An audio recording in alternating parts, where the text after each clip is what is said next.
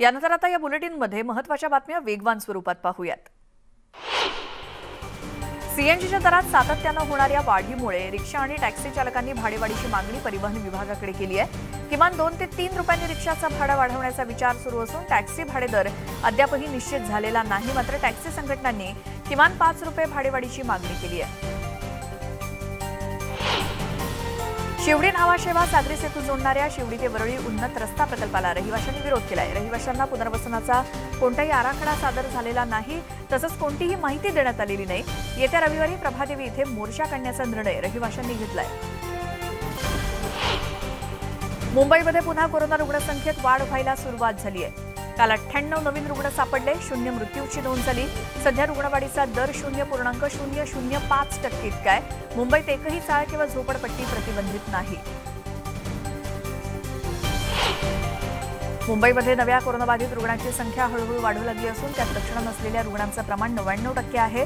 सामाजिक अंतर, मास्कचा वापर आणि स्वच्छता ही त्रिसूत्री बंधनकारक नसली तरीही स्वसंरक्षणार्थ तिचा अवलंब करावा असं आवाहन पालिकेनं केलंय। 7व्या वेतन आयोगाप्रमाणे राज्य शासकीय जिल्हा परिषद अधिकारी, कर्मचारी तसंच शिक्षक आणि शिक्षकेतर कर्मचारी यांच्या मासिक वाहतूक भत्त्यामध्ये भरीव वाढ करण्यात आली आहे। वेतन स्तरानुसार किमान 675 ते कमाल 5400 रुपये वाहतूक भत्ता मिळणार आहे। 1 एप्रिलपासून या निर्णयाची अंमलबजावणी होणार आहे।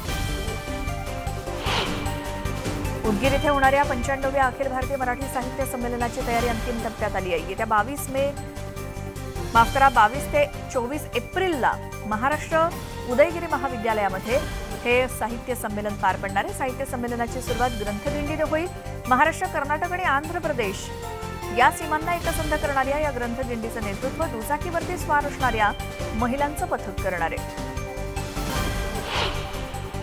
सुरत चेन्नई ग्रीन कॉरिडॉरचा राष्ट्रीय महामार्ग केंद्र सरकारनं अखेर निश्चित केला। मार्ग सोलापूर जिल्ह्याच्या बार्शीसह उत्तर सोलापूर, दक्षिण सोलापूर आणि अक्कलकोट या 4 तालुक्यातील 61 गावांमधून पुढे कर्नाटक राज्याला जोडला जाणार आहे। त्यामुळे शहरातील वाहतूक कोंडी देखील सुटेल। गतवर्षीच्या तुलनेत यंदाच्या हंगामात आंब्याचे दर वाढलेत, त्यामुळे आंब्याची पेटी घेण्यापेक्षा डझनभर आंबा घेण्याकडे ग्राहकांचा कल वाढलाय। कोकणातील कुणकेश्वर, मालवण, देवगड, रत्नागिरीसह वेगवेगळ्या भागातील आंबा उत्पादक शेतकऱ्यांकडून घाऊक बाजारात छोट्या खोक्यातून आंबा पाठवला जातोय। योग्य नियोजन नसल्यामुळे देशात दरवर्षी सरासरी 30 लाख टन कांदा सडून कुजून जात असल्याचं भीषण वास्तव समोर आलंय। देशात साधारणपणे 60 ते 70 लाख टन इतका कांदा साठवण करण्याची क्षमता आहे आणि कांदा चाळीमध्ये जास्त असतो। मात्र चाळींमधला कांदा उन्हामुळे आणि पावसामुळे, वादळी वाऱ्यामुळे आणि आर्द्रतायुक्त थंडीमुळे खराब होतो। मुंबईसह राज्यात कोरोना रुग्णसंख्येत वाढ झाली। राज्यातील दैनंदिन रुग्णांपैकी बहुतांश रुग्ण मुंबईतले असून पालिकेने यंत्रणांना सतर्कतेचा इशारा दिलाय। राज्यात गेल्या 24 तासात 137 रुग्ण आढळलेत, त्यात मुंबईतील सर्वाधिक 85 रुग्णांचा समावेश आहे। त्यामुळे मुंबई पालिका सतर्क झाली आहे। महाराष्ट्रामध्ये पुन्हा एकदा कोरोना रुग्णसंख्येत वाढ होताना दिसते, त्यामुळे आता पुन्हा मास्क सक्ती होणार असल्याची दाट शक्यता आहे। याच संदर्भात मंगळवारी केंद्रानं महाराष्ट्रासह 5 राज्यांना पत्र लिहून योग्य त्या उपाययोजना करण्यासंदर्भातल्या सूचना दिल्या आहेत। मुंबईमध्ये बेस्टनं प्रवास करणाऱ्यांसाठी आता चलो बस ॲपनंतर चलो कार्डची सुविधा उपलब्ध करून देण्यात आली आहे। पर्यावरण मंत्री आदित्य ठाकरेंच्या हस्ते डिजिटल कार्डचं अनावरण झालं।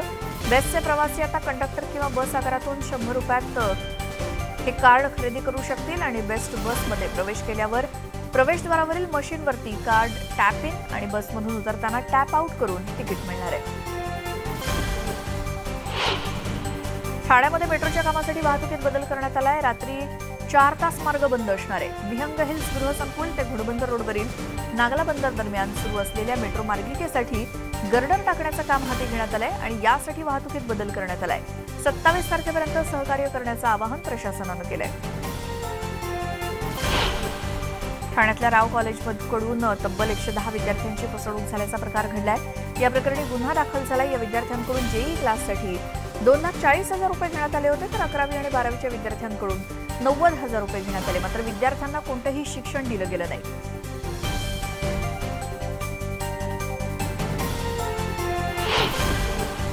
नवी मुंबई महानगरपालिकेतील होर्डिंग घोटाळ्यातील एक धक्कादायक माहिती समोर आली आहे। नवी मुंबईच्या खाडी किनारी असलेल्या पाम बीच मार्गावर होर्डिंग उभारण्यासाठी MCZMAनं परवानगी नाकारल्यानंतरही नवी मुंबई महानगरपालिकेनं भले मोठे बेकायदा होर्डिंग्ज उभारले। कल्याण डोंबिवलीकरांना उष्णतेचा आणखी फटका सहन करावा लागणार आहे, कारण देखभाल आणि दुरुस्तीच्या कामासाठी कल्याण डोंबिवलीमध्ये 8 तास वीज पुरवठा बंद असणार आहे. कल्याणमध्ये 8 तास तर डोंबिवलीमध्ये 6 तास वीज पुरवठा बंद असेल. विक्रोळी पूर्व कदंबार नगर 2 मधील इमारत क्रमांक 62च्या तळमजल्यावरती राहत असलेले रहिवासी विमल कटारे यांच्या घरी दिवसाढवळ्यात चोरी झाली. यात 20 तोळे सोनं, 2 मोबाईल आणि 5,000 रुपये चोरण्यात आले. पोलिसांनी या प्रकरणी तपास सुरू केलाय. नवी मुंबईत एपीएमसी मधील आंगडियाच्या कार्यालयातून 1,40 लाखांची रोकड लंपास करणाऱ्यांना अटक करण्यात आली आहे. 4 आरोपींना गुजरातमधून अटक झाली. आरोपींकडून 1,25 लाख रुपयांची रोकड हस्तगत करण्यात आली. बनावट चावीनं आरोपींनी शटर उघडलं होतं. पुण्यामध्ये पुन्हा एकदा मुळशी पॅटर्नची झलक पाहायला मिळाली. मुंडवा परिसरामध्ये भर रस्त्यात गाड्या उभ्या करून हातात कोयते नाचवत गावगुंड स्वतःचा वाढदिवस साजरा करत होते. स्थानिक नागरिकांमध्ये दहशत निर्माण करत असल्याचा हा व्हिडिओ व्हायरल झाला होता. त्याच पार्श्वभूमीवर पोलिसांनी 4 गावगुंडांना अटक केली आहे.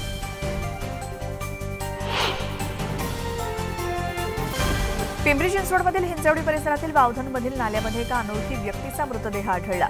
पोलिसांनी सीसीटीव्हीच्या आधारे मारेकऱ्याला शोधून काढत 4 अटक केली आहे.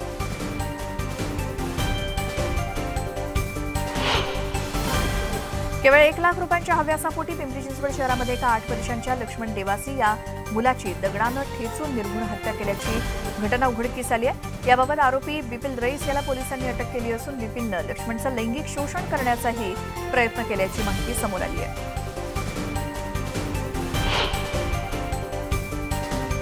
नाशिकच्या सातपूर परिसरामध्ये गॅस गळती होऊन स्फोट झाला आणि या स्फोटामध्ये एका महिलेचा जागीच मृत्यू झाला असून तरुणी भाजली आहे. जखमी तरुणीवरती खासगी रुग्णालयात उपचार सुरू आहेत. गॅस गळतीमुळे स्फोट झाल्याचा प्राथमिक अंदाज आहे.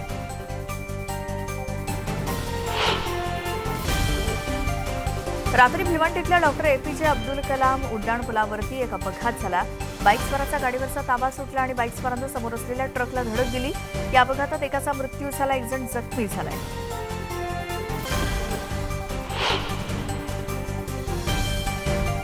नाशिकच्या मध्यवर्ती कारागृहामध्ये घोटाळा झालाय. कैद्यांना शिक्षेत फायदा होईल अशी खाडाखोड अभिलेखामध्ये करण्यात आली. तत्कालीन तुरुंग अधिकारी आणि 2 कर्मचाऱ्यांच्या विरोधात नाशिक रोड पोलीस ठाण्यात गुन्हा दाखल झालाय.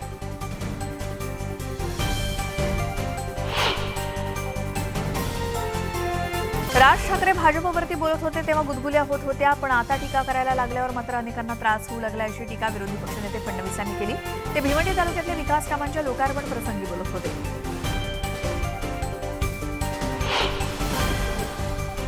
उल्हासनगरमध्ये शोरूममध्ये तोडफोड करून एका व्यक्तीला बेदम मारहाण करण्यात आली होती आणि या मारहाण करणाऱ्यांना 2 गुंडांना पोलिसांनी अटक केली. या गुंडांची भर उन्हामध्ये धिंड काढत इतर गुन्हेगारांना सुद्धा पोलिसांनी इशारा दिलाय.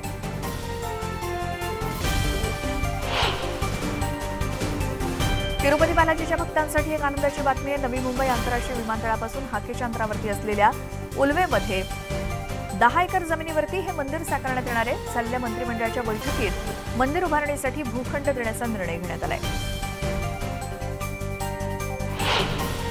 श्रीमंत दगडूशेठ हलवाई गणपती मंदिरात वासंती कोटी मोगरा महोत्सवानिमित्तानं 50 लाख सुवासिक फुलांचा पुष्प नैवेद्य दाखवण्यात आला होता. पुष्प सजावटीची तयारी तब्बल 250 कारागिरांनी केली. पुष्प आरास आणि मोगरा महोत्सवानिमित्तानं विविध रंगी फुलांनी सजलेलं मंदिर पाहण्याकरता भाविकांनी गर्दी केली होती. जहांगीरपुरीमधील हिंसेनंतर काल अनधिकृत बांधकामांवरती तोडक कारवाई करण्यात आली. त्यानंतर आता परिसरात तणावाचं वातावरण आहे. याच कारणास्तव परिसरात सुरक्षा वाढवण्यात आली आहे. दिल्लीतील जहांगीरपुरी परिसरातील हिंसाचाराच्या पार्श्वभूमीवर उत्तर दिल्ली महापालिका प्रशासनानं बुधवारी बुलडोझरच्या साह्यानं या भागातील अनधिकृत बांधकामांवरती कारवाई केली. मात्र रहिवाशांना नोटीस न देताच झालेल्या या कारवाईला सर्वोच्च न्यायालयानं स्थगिती दिली असून या प्रकरणी गुरुवारी सुनावणी होईल. सुप्रीम कोर्टामध्ये आज पुन्हा ओबीसी आरक्षणाबाबत सुनावणी होणार आहे. राज्य सरकारनं केलेल्या नव्या कायद्याला आव्हान दिल्यानंतर सुप्रीम कोर्टाचे न्यायाधीश खानविलकर यांच्या खंडपीठापुढे सुनावणी होईल. मध्य प्रदेश धर्तीवर आरक्षित प्रभाग आणि निवडणुकांचं वेळापत्रक ठरवण्याचे अधिकार राज्य सरकारला देण्यात यावेत अशी मागणी महाराष्ट्रानं केली आहे. ब्रिटनचे पंतप्रधान बोरिस जॉन्सन आज 2 दिवसीय भारत दौऱ्यावरती येत आहेत, ज्यामुळे दीर्घकालीन भागीदारी अधिक दृढ होईल. जॉन्सन गुजरातमध्ये अहमदाबाद इथून आपल्या दौऱ्याची सुरुवात करतील आणि मोठ्या व्यावसायिक समूहांच्या नेत्यांना भेटतील. यूकेचे पंतप्रधान गुजरातला भेट देण्याची पहिलीच वेळ असेल. भारतातील 5वे सर्वात मोठं राज्य आणि यूकेमधील जवळपास निम्मी ब्रिटिश भारतीय लोकसंख्या आहे. शीख गुरु तेग बहादूर यांच्या 400व्या प्रकाश पर्वानिमित्तानं पंतप्रधान नरेंद्र मोदी आज लाल किल्ल्यावरून देशाला संबोधित करतील. मुघलकालीन स्मारकावरून सूर्यास्तानंतर पंतप्रधान राष्ट्राला संबोधित करण्याची ही पहिलीच वेळ आहे. भाजपचे मयूर विहार क्षेत्राचे जिल्हा मंत्री जितू चौधरी यांच्यावरती दिल्लीतल्या मयूर विहार परिसरातील फेज 3 भागात अज्ञात हल्लेखोरांनी गोळ्या झाडल्या. नंतर त्यांना रुग्णालयात नेण्यात आलं, मात्र उपचारादरम्यान त्यांचा मृत्यू झाला. 5 राज्यात झालेल्या पराजयामुळे काँग्रेसच्या नेतृत्वावरती पुन्हा एकदा प्रश्नचिन्ह निर्माण झालंय. याच पार्श्वभूमीवर राजस्थान काँग्रेसनं राष्ट्रीय स्तरावरती चिंतन शिबिराचं आयोजन करण्याचा प्रस्ताव पक्षाच्या कार्यकारिणीपुढे ठेवलाय. पुढील महिन्यात द लेक सिटी म्हणून ओळखल्या जाणाऱ्या राजस्थानमधील उदयपूर या ठिकाणी हे चिंतन शिबिर पार पडण्याची शक्यता आहे. उत्तर प्रदेशातल्या प्रयागराजमध्ये उष्णतेचा तडाखा वाढलाय, त्यामुळे सर्वसामान्यांना मोठा फटका बसतोय. नागरिक उकाड्यानं हैराण झाले.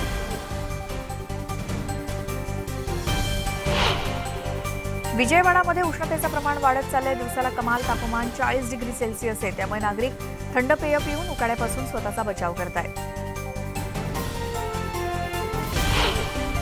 कानपूरमध्ये काही तरुणांनी एकत्रित येत भटक्या प्राण्यांना मदत करणारी एक संस्था तयार केली आहे. या संस्थेद्वारे तरुण भटके श्वान आणि जखमी पक्ष्यांवरती उपचार करतात आणि त्यांचं सर्वत्र कौतुक होत आहे.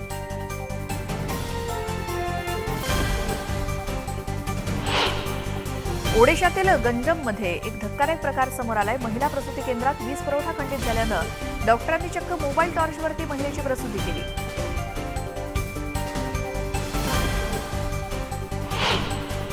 श्रीनगरमध्ये विद्यार्थ्यांकडून वृक्ष लागवड मोहीम राबवली जाते. पर्यावरणाचं संवर्धन व्हावं यासाठी ही मोहीम हाती घेण्यात आली आहे. ओडिशातील नयागड इथल्या लंकापोडी जत्रेनिमित्तानं स्थानिकांनी मोठी गर्दी केली होती. या उत्सवाचा काल 12वा दिवस होता. यावेळी रामायणातील विविध भागांचं सादरीकरण करण्यात आलं. शिमल्यामध्ये मोठ्या बसला बंदी घालण्यात आली, त्यामुळे बाहेरून येणाऱ्या प्रवाशांचे हाल होत आहेत. शहरात वाढत्या रहदारीमुळे प्रशासनानं हा निर्णय घेतला असून या निर्णयामुळे बाहेरून शिमल्यामध्ये प्रवेश करणाऱ्या प्रवासी आणि नोकरदारांचे हाल होत आहेत. सुरतमध्ये स्मार्ट सिटी स्मार्ट अर्बनायझेशन या कार्यक्रमाचं आयोजन करण्यात आलं. या कार्यक्रमात विविध नवीन टेक्नॉलॉजीजचं प्रदर्शन भरवण्यात आलं होतं. नवीन रोबोट, नवीन उपकरणांचं प्रदर्शन इथे भरवण्यात आलं आणि हे पाहण्यासाठी हजारो नागरिकांनी उपस्थिती लावली होती.